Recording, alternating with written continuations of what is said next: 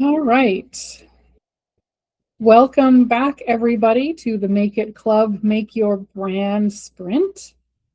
This is week 2 of 6, and we are going to talk about colors today. It's going to be very, very exciting. Before we dive in, just want to remind everyone, the washrooms are located in the safety of your snowbound homes, perhaps upstairs or just down the hall. This is a safe space. I do not believe in stupid questions. Please ask away. We are recording right now. Hello, if you're watching on the replay.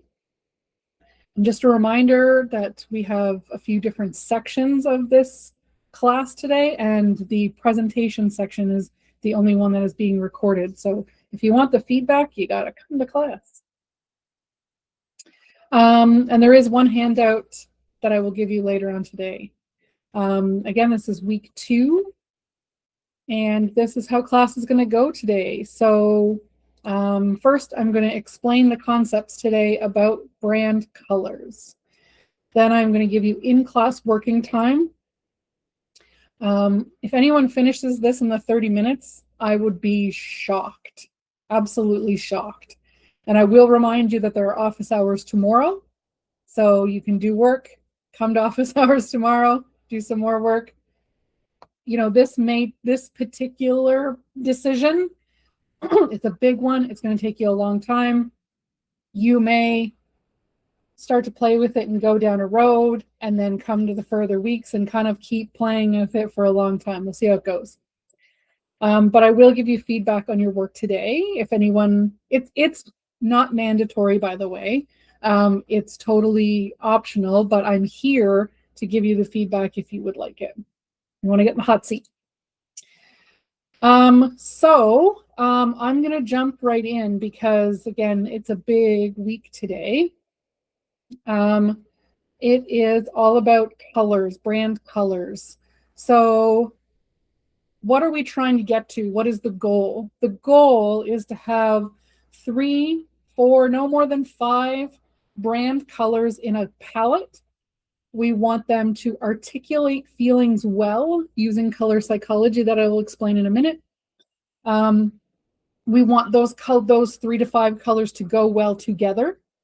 There's a set of rules called color harmony rules that I briefly spoke about last week. I'm going to talk more about that today.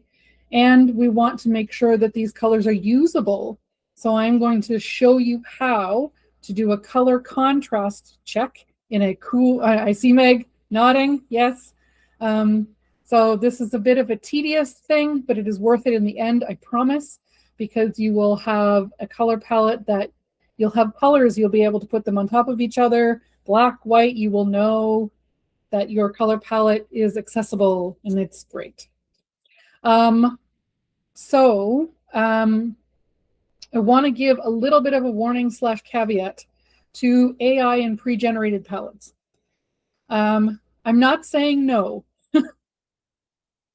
You can use them.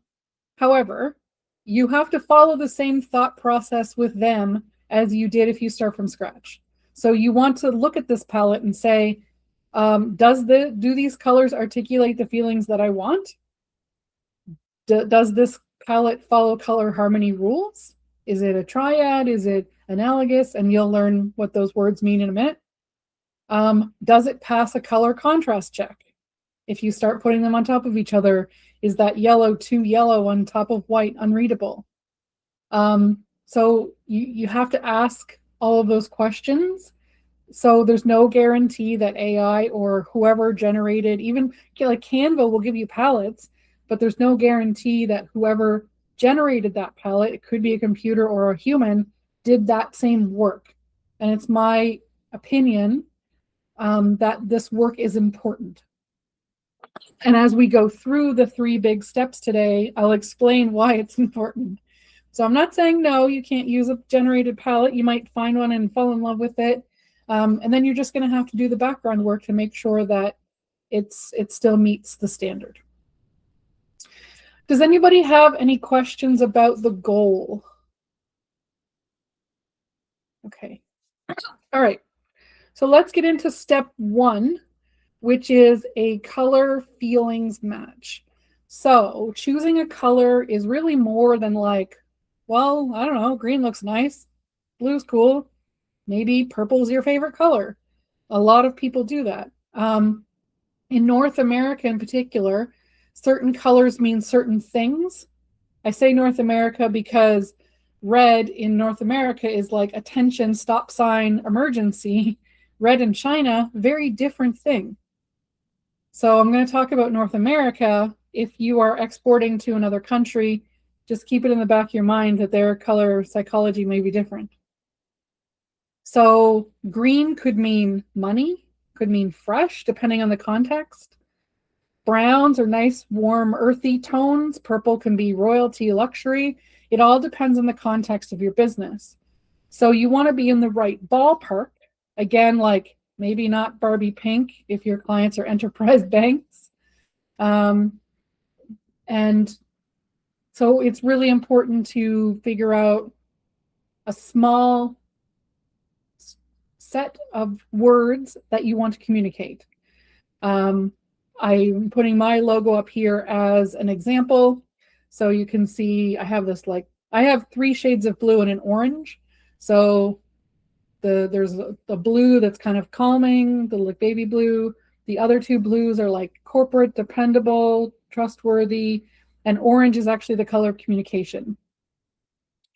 The most common mistake, again, is to just say, I'm going to choose it based on my favorite colors. And it does matter that you like it, but it's actually more important that you choose what communicates properly and what's usable first. Anybody have any questions about colors and feelings? I'm also going to give you some more resources. I know I'm going to say a thing in a minute. I'm going to give you this in a minute, but I promise. After I go through the presentation, I'm going to give you access to a brand kit guide in Canva, and there will be lots of resources in there. So let me just get through the concepts first. Okay, so color feelings, we want to make sure that there's a match. And this is the general ballpark. Are we doing blues? Are we doing greens or reds or purples, or what are we doing? So then once you, and here's some examples. PayPal, blue, trustworthy, corporate. Pampers, teal is like baby, it's like a baby bluish almost, it's not quite baby blue, but teal, calming. Yellow is cheerful for babies. And then, we want to talk about color harmony. So once you decide kind of where your ballpark is, you want to know, okay, I'm going to do blues, or I'm going to do, I want to communicate like freshness, or I want to communicate calm, or I want to communicate like communication or earthiness, or whatever it is that you want to do. Once you've decided on those kind of ballpark, you want to build out your palette with some supporting colors. So they may be shades and tints of the same color. It could be that those colors are next to each other in the color wheel. It could, there's a few different color harmony rules. So color harmony rules are rules that dictate why certain colors look good together. And you may remember complementary colors from elementary school. I think we talked about this last time. So I want to give some examples. So as we see, where it says analogous, so you see the color wheel and you see the 2 little arrows here pointing to green and pointing to yellow. So these 2 colors are next to each other on the color wheel, and that means analogous. So, and then Pampers has a good example here of this like greeny blue and the yellow. They're next to each other. And then triad is another rule. So if you take 3 colors that are equally spaced on the color wheel, it doesn't have to be these exact colors, but and a lot of this will make sense when I give you the tool that will help you go through this. But Burger King has, this blue, the red, and the yellow. They're 3 equal spaces on the color wheel. So there's analogous, there's triad, There's also two more. So complementary, which most of us are familiar with, across from on the color wheel. LA Lakers is a good example there. And then monochrome. So monochrome is shades and tints of the same color. So PayPal has two blues here, one light, one dark. Again, this is going to make some more sense when I give you a tool to let you play around with it. But does anybody need to see these again or have any questions about, like, does it make sense? Nodding? Okay. Okay, so we do a color feeling match and we figure out, all right, I want blues or I want greens or I want yellows or I want reds. This is what I'm thinking. Then we want to build out that palette. And while we're picking these kind of supporting colors, we follow these color harmony rules. Not all of them, just one. I should be very clear about that. Maybe they're analogous, maybe it's complementary, maybe it's monochrome, maybe it's all shades of the same color, and that's perfectly fine. So then I want to show you the tools that we're going to use. So Adobe Color, and I will give you the link for this, looks like this. It's actually color.adobe.com. It's a free tool where you can put in any color you want as the base color. So you see this little triangle color here. This is the color wheel. You put in any sort of base color and I can drag it around. So let's say I want this kind of like, I don't know, like a nice green.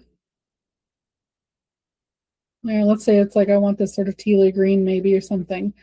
On the left-hand side, you'll see where it says complementary here. If I click on this, there's all of the color harmony rules that exist. So analogous, monochrome, complementary, and there's a few more for you to play with. So if I get analogous, you can see my base color is here, and then these are colors that are analogous. And see if I pick up that base color and move it around, you can see all of these colors change and fall in line. Kind of fun, hey?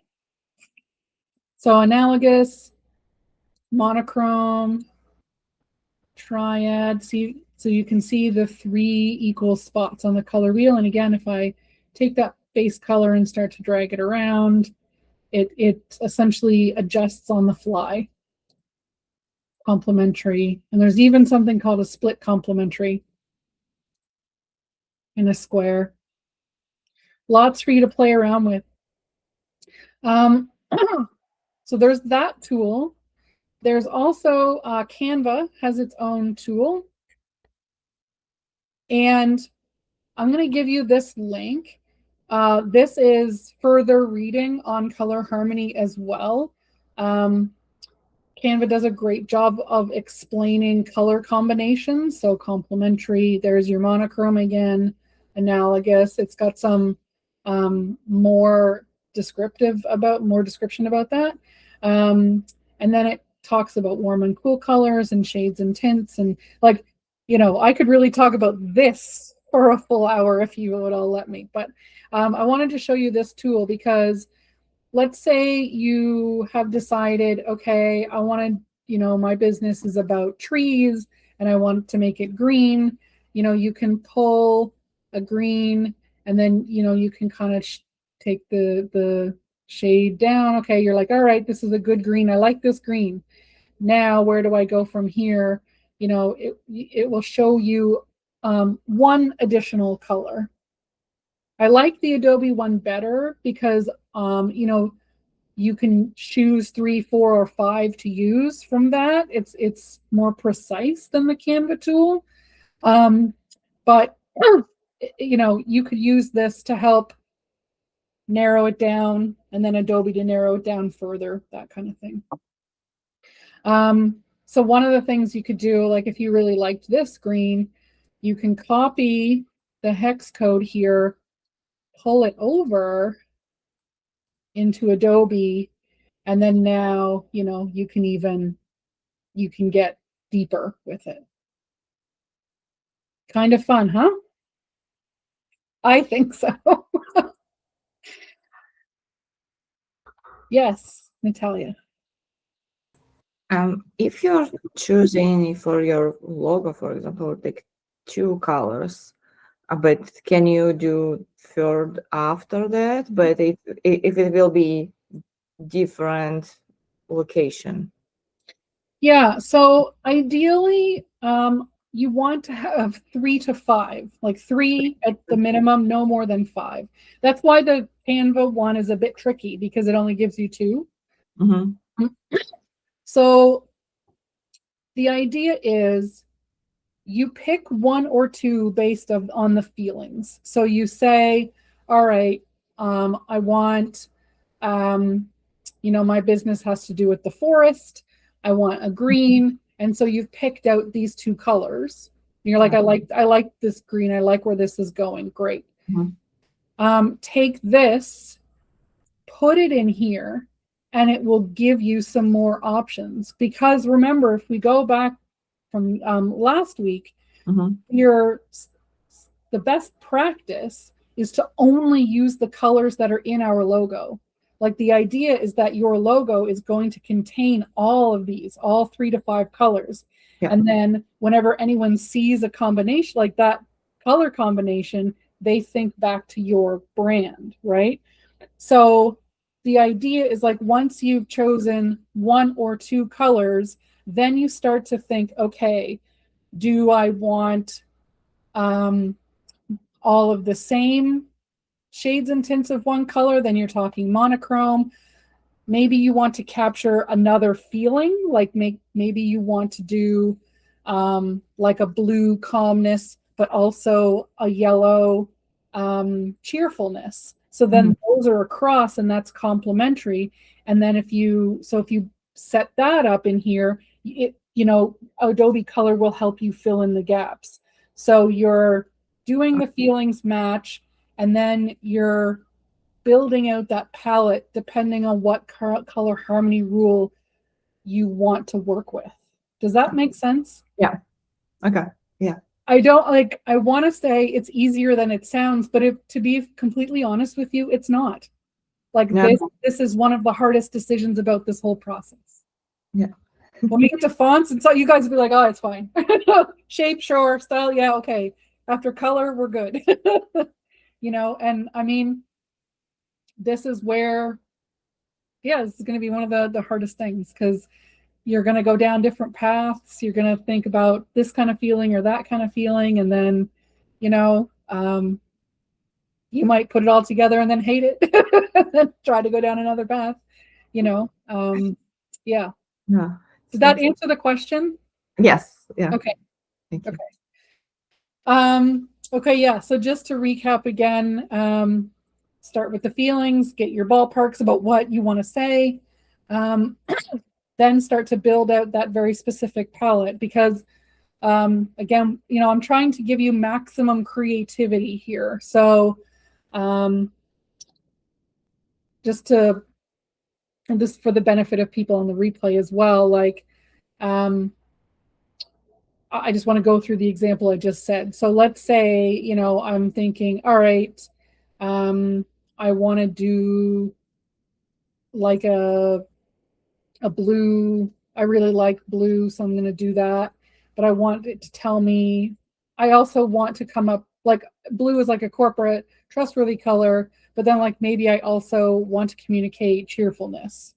So then I have blue and I have yellow. So, and maybe I want to like using this little button on the outside.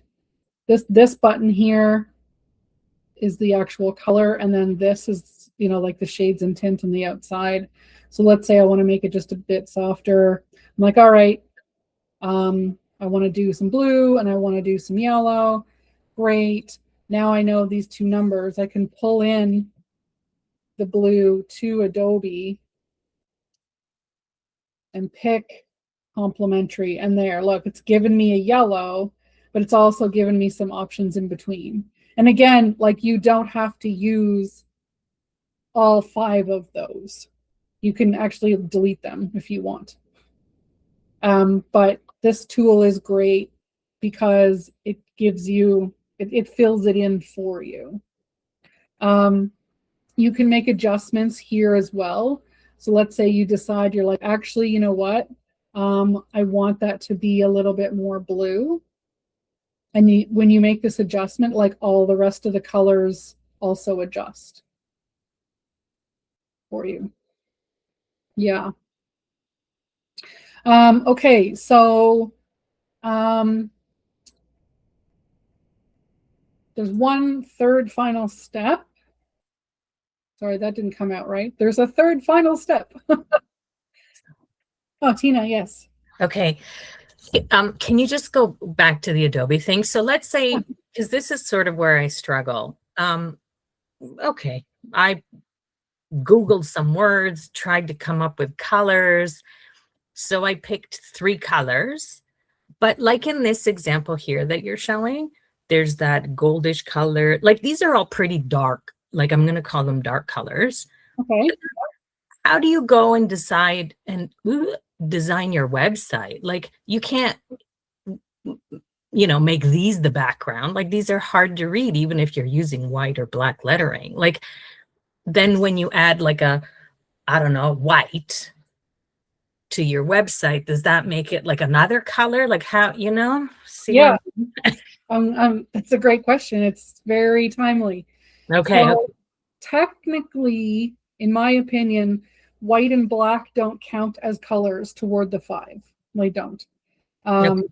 Because white is just white, like it's not really color, and black, those colors are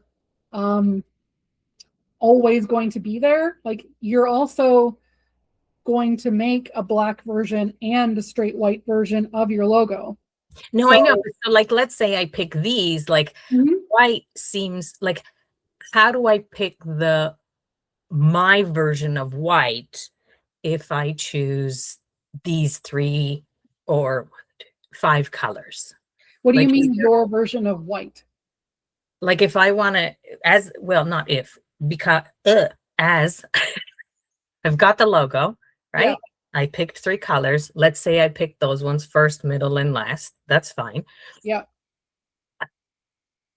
Not all websites are white, like in content. Well, like, I mean, all the websites are whatever you tell them to be.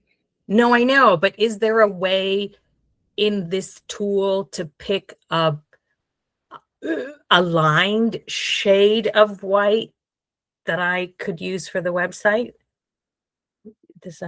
It's okay. Maybe I'll show you tomorrow what I'm talking about. Yeah. I mean, your question is timely because the next part of this process is about color contrast. Okay. Yeah. So can I explain that? And then yeah. Maybe your question will get answered, and can we circle back? Yeah. Okay. So color contrast is the third color step. Color feelings, color harmony, color contrast. So this is a screenshot of a table that I have given you where you can record the test that you're going to do. And then this is a screenshot of Adobe Color where you can do the test. So I have an example palette in the document that I'm going to give you to work with. And this is the actual color contrast check. So you can see that like pastel brown and gray brown, if I put the pastel on top of the gray brown, it passes. If I put the pastel brown on top of this lavender, it fails.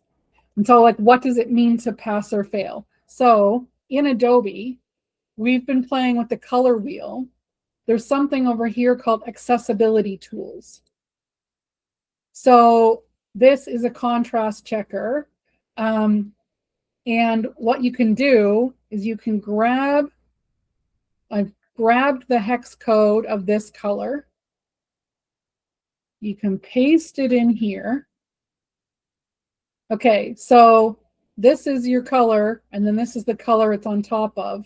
It just had this pink in there for no reason. But right now it's saying that according to this level of standard, it fails. So if I put this blue on top of the pink, it, like, you might be able to read it, but in terms of an accessibility standpoint, it fails. So it's not recommended for you to put this blue text on pink. You may never want to do that, so that might be okay. But let's go back to our color wheel and let's say, all right, let me grab the yellow and go back to the accessibility. Okay, now if I take the blue that we had and put it on top of this yellow, it passes. You can see here at the bottom, it's a pass. So that's great. What you can do is switch them up. That yellow on top of that blue. Okay, great. That also passes.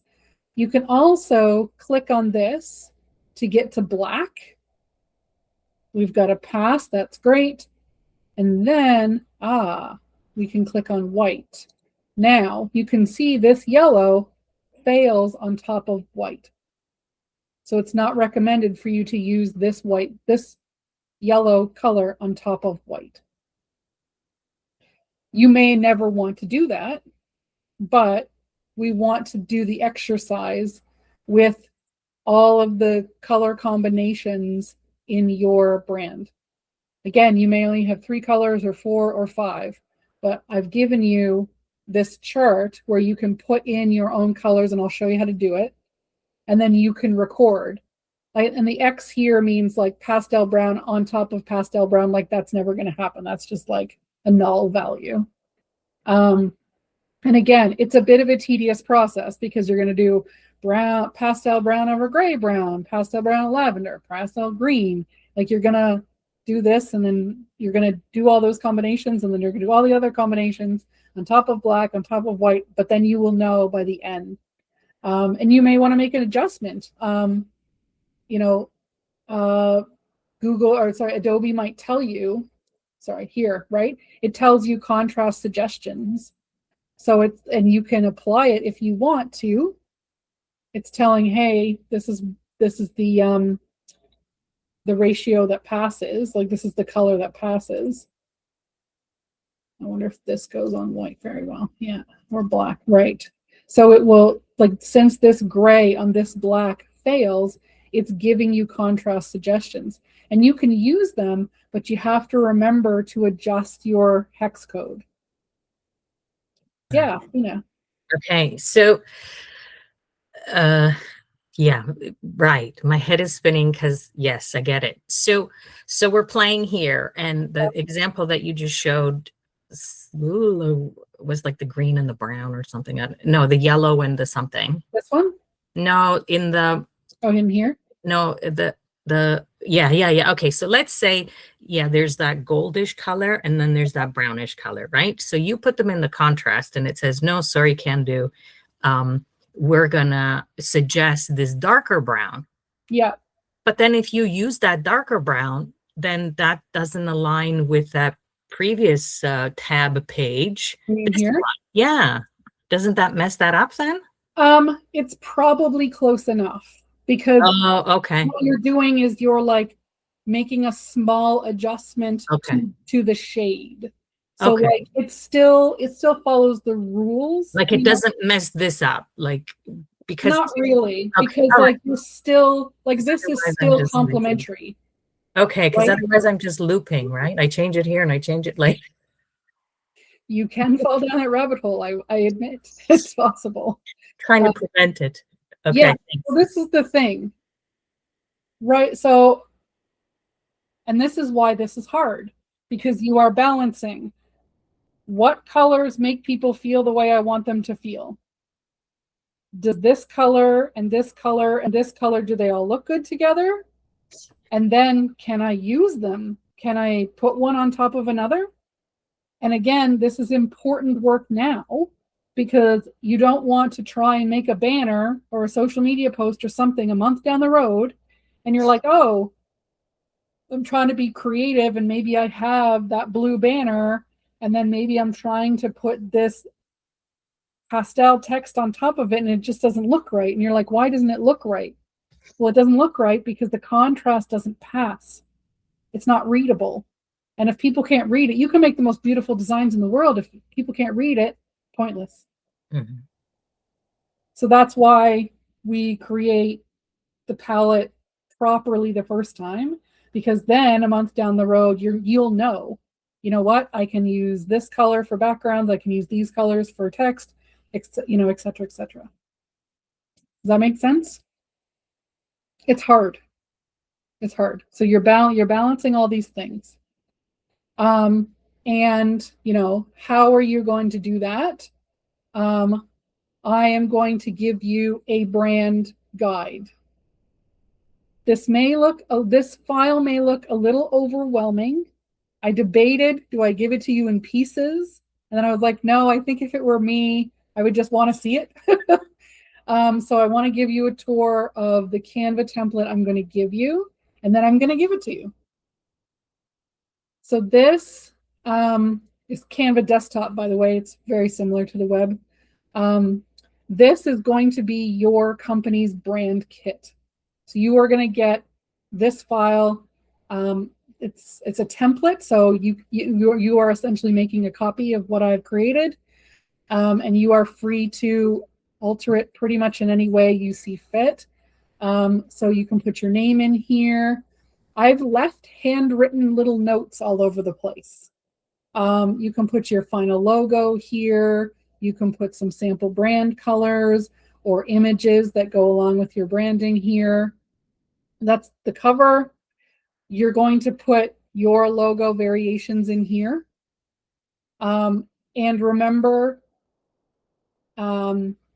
you click and drag something over to plop it in a frame. I'll show you that again as need be. And if you make a mistake, just undo it. So you're going to put your final logo variations here. This is going to be your final color palette. Again, this is just an example one. You are going to change the color. You know, you're going to put your hex values here, and you're going to write down the hex code and the RGB. You're going to get them out of that Adobe color.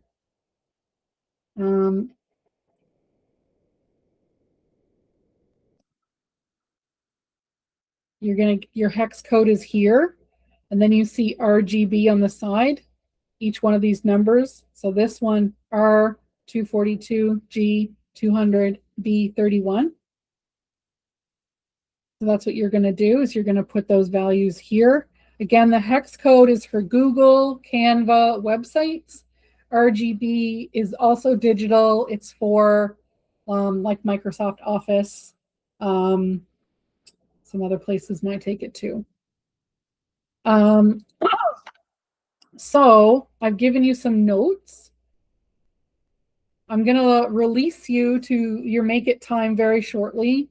And I encourage you to go through the 3 steps. So the first thing is to pick these 3 feelings you want to communicate. So pick up your little circle, and let's say you want to be calm or tranquil. You can, you know, turn it around as you see fit.